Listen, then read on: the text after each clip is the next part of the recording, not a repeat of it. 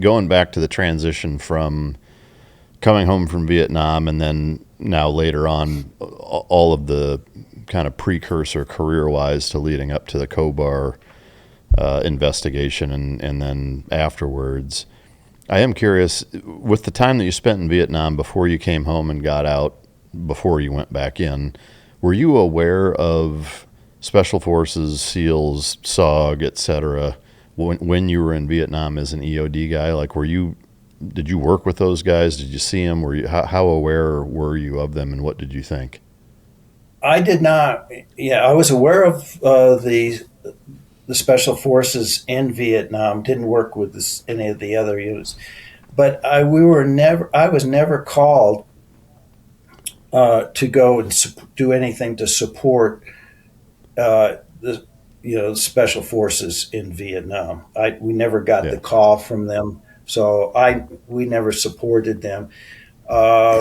Like at this one fire support base, which was a Special Forces camp, the Special Forces unit abandoned the camp and they destroyed the camp that they abandoned. They had explosive charges that blew up the bunkers on the camp and stuff like that. And so they left, I think it was at a place called Bowed Up. And so the 1st Cav then wanted to occupy that Special Forces camp as a fire support base, and they renamed it Fire Support Base Snuffy. So we did a combat assault in with 1st Cav. Master Sergeant Land and I went in with the 1st of the 9th Blues. My favorite 1st Cav unit is the 1st of the 9th Blues. I always, if I went out with the 1st of the 9th Blues, I knew I was in good hands. They were great troops. So we combat assault into Bowed Up. It used to be, before it was a Special Forces camp, it was a French outpost. They had a dirt strip, and the Special Forces took it over. Then 1st Cav took it over. So we went in there and looked at anything, any dud ammunition that was left behind, or ammunition that wasn't destroyed. The bunkers, some of the charges didn't go off. So while Master Sergeant Land and I were in the fire support base, the infantry 1st Cav guys were doing patrols inside the jungle. So when we destroyed all this stuff, got it all cleared up, and then as it started getting dark towards evening, getting twilight, all of a sudden we hear all these helicopters come in down at the end of the runway strip that was there. And then we see the helicopters come in. The infantry guys load the helicopters, and then they're gone. And it's just the two of us, Master Sergeant Land and I. We have no radio. I have my M16. He has a 45. We were there. It was quiet, and we had no way we could contact anybody. And so we were going to figure out, well, we're going to have to spend a night here at this camp, just the two of us, until somebody figures out that we're missing. But I guess they got all the way back to Phuc Vinh, and somebody said, "Where's the EOD team?" And I said, "Oh." So then they came back and picked us up and got us out of there. Left behind. Yeah, left behind. Yeah, so many stories. I mean, I can imagine 380 EOD missions in 11 months. It's just, there's so much work that you did. But so that's my only contact. I mean, yeah. I didn't. So I guess, so you come home, you get out. There's a window of time where you work for Ford Motor Company, and then you decide to rejoin the Army in '73. Can you walk us through kind of? I got married, had a child, my oldest daughter. I worked at this factory. We made body part. It the factory had a contract with Ford. It wasn't Ford, but we made body parts, body parts for Ford. So I became within 6 months. I became the lead man on third shift of the largest press in the shop, a 500-ton press, pressing out body parts. But I just could not see that this was going to be my life. It was good pay, but I wanted to go back into the military. My wife agreed at the time. This is my first wife. And So I did. So when I first talked to the recruiter, they were not taking any prior. The military was downsizing after Vietnam, and they were not taking any prior service. But then the recruiter told me that I could go back into the Army, but I had to go back as EOD. I says, that's great. He says, where do you want to go? I says, I don't care. He says, how about Fort Leonard Wood, Missouri? I says, never been there. So I went to the 63rd Ordnance Detachment, Fort Leonard Wood, Missouri. And it went back into the Army. I was an E5 when I got out of Vietnam, but they made me a PFC when I went back into the Army. So I was a PFC. Didn't take long to make rank back, but I don't know what the purpose was to make me down my rank 2 ranks. Had I been out, I was out for 2.5 years. Had I been out for 3 years, I would have had to done basic training all over again. They would have made me do that. And so I went back at the 63rd. Now, in the 63rd, this is the experience that shaped me at Fort Leonard Wood. During 1975 and 76 was the election year. Ford was president, and he was running for re-election. What a lot of people probably don't know is that EOD supports Secret Service for all the bomb searches. It's military EOD that works with the Secret Service. We wear a suit, and we have a special lapel pin, but we do all the searches. So in 1975, there was several people running for president. Ford was running for president. Ronald Reagan was running in that time period. McGovern, Sergeant Shriver, Frank Church. So we supported Secret Service, and we supported all the candidates that were running. So it was October of 1976, we were in Quincy, Illinois, 4 of us. In Quincy, Illinois, Senator Bob Dole was now running as Ford's vice president. So Senator Dole and his wife Elizabeth were at Quincy, Illinois to speak at the high school gymnasium. So we got there, we did all the checks and stuff like that, the hotel room, the event, everything, the airport, and all that kind of stuff, working with the Secret Service.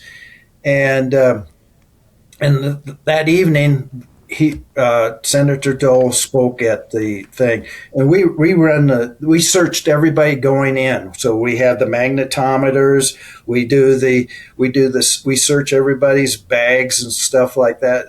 It's the EOD people that do that, and of course, Secret Service is right there if we find anything. Like somebody some woman got a big knife in her purse, then that's confiscated. So that went fine.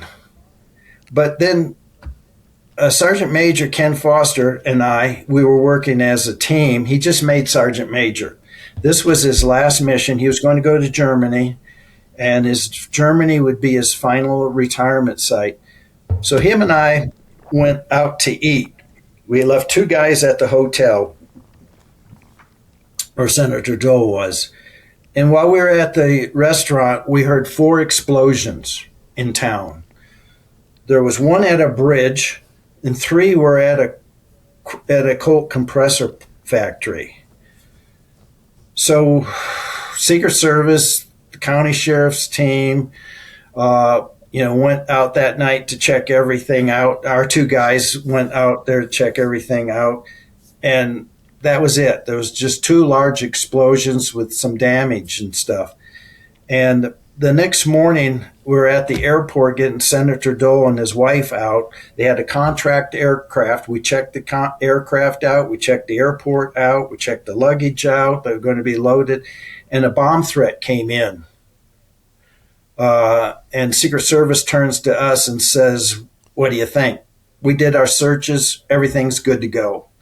Senator Dole and his wife Elizabeth get in. They leave. So the county sheriff asked if we would go out at the daytime at the site of the explosions and give an assessment of what we think took place those explosions. So we went out there, and when we got to the Colt compressor factory, they were doing a search of the area, and they found an IED that did not go off.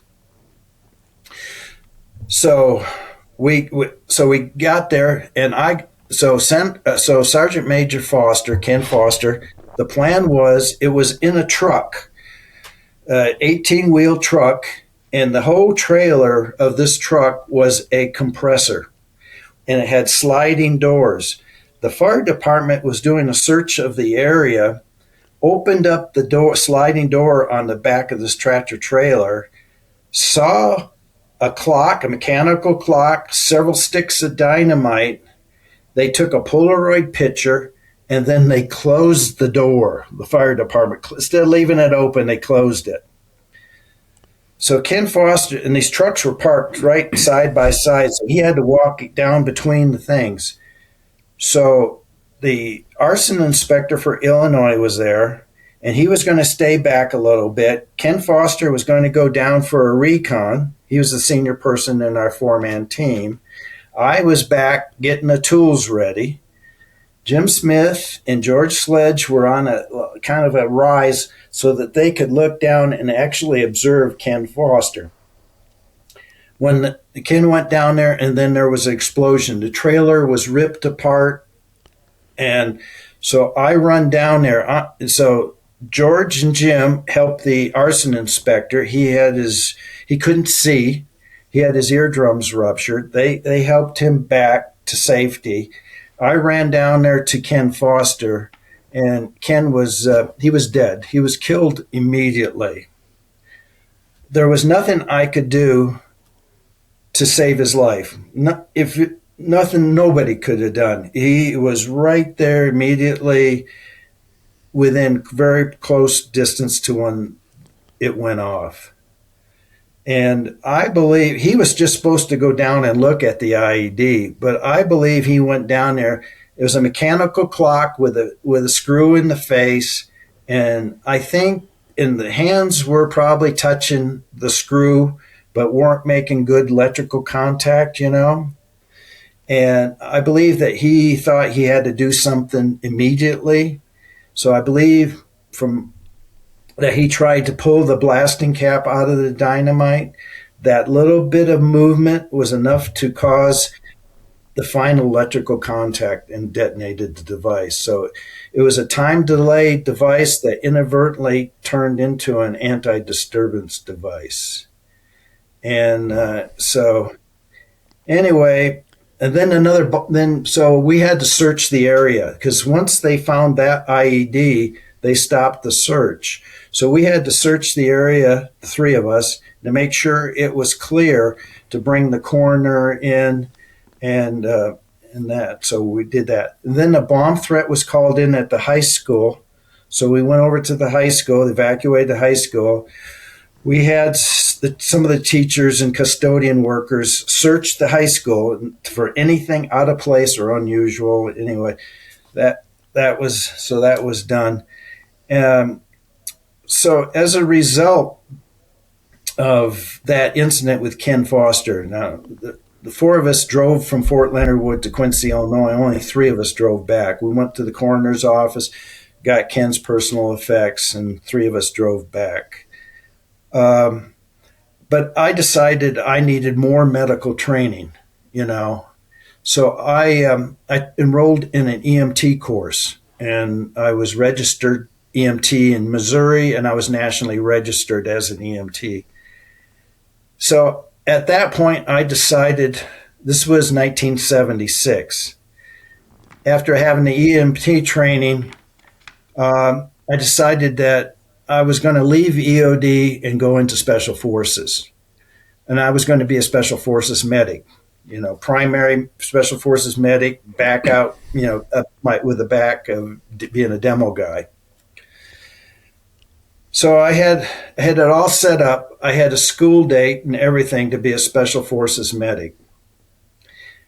And before that happened, my school date, I got a phone call. My sergeant major, the one at our control, called me up. He knew I was leaving EOD. He knew I was going to try to be a Special Forces medic. He called me up and he says, "Hey, Mike, they're forming a new unit down at Fort Bragg, North Carolina, and they're looking for 6 EOD people, NCOs, and it's a plus if they got combat experience." So he gave me a phone number. I called that number, talked to somebody there, and they said, "Can you come to Fort Bragg in 2 days?" And I said, "Sure." So got set of orders, went to Fort Bragg. I interviewed with the CSM of Delta, and that was Country Grimes. And then I met with Colonel Beckwith, went through all the interview process there, and then I went back to Fort Leonard Wood, and within 10 days, I think I PCS'd to Fort Bragg. They wanted 6 EOD techs in the unit as operators. So we would be operator first, EOD second. And they had already done selection and assessment for the first operator training course. But with the 5 of us, there was only 5 of us at the time, EOD guys, they put us right into OTC without going into selection and assessment. But we were told that it was required that we have to pass selection and assessment to stay within the unit. So 5 of us went through the operator training course 1. Only 2 of us made it through. Sergeant Major Dennis Wolf, he was E7 at the time, and myself. We were the only 2 in OTC 1.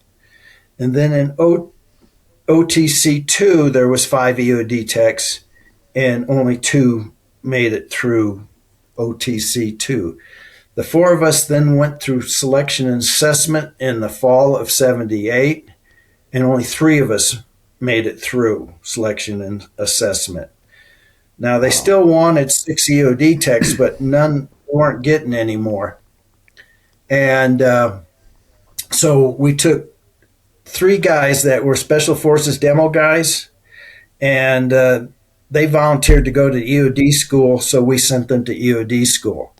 So the 3 of us that were, seasoned EOD trained, the 3 Special Forces guys then would be our assistants. And that's how I got into Delta. So I went through the operator training course, I went through selection assessment, then I went to jump school. I did my jump school at Fort Bragg. Seventh group, Special Forces group, was running a airborne course. So I went through the 7th Special Forces jump school for basic jumping. Okay. Then later on, I went through military freefall school at Fort Bragg. Yeah. Now, that's such a fascinating path. To your knowledge, are you the 4 of you the only Delta guys to do it in reverse that way, to go through OTC and then selection? Yeah, it was a rush. Yeah. In counterterrorism, Colonel Beckwith knew that there would be hostages that may have IEDs on them. There would be people, hot terrorists, maybe with suicide devices. There would be booby traps. And so Beckwith wanted the EOD part. And of course, Delta was not, the OTC-1 and OTC-2 were primarily made up of special forces guys and rangers that had served in Vietnam. But after that, Beckwith opened up Delta MOS immaterial. It didn't matter what MOS you had, you could try out for Delta.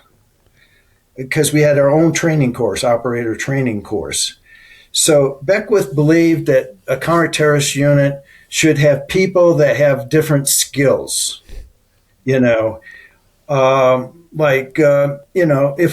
If there's a bulldozer blocking an airfield, well, we should have somebody that knows how to jump on a bulldozer and take it off the airfield, or need somebody to drive a tractor trailer truck, or we need somebody to pretend that they're a cook,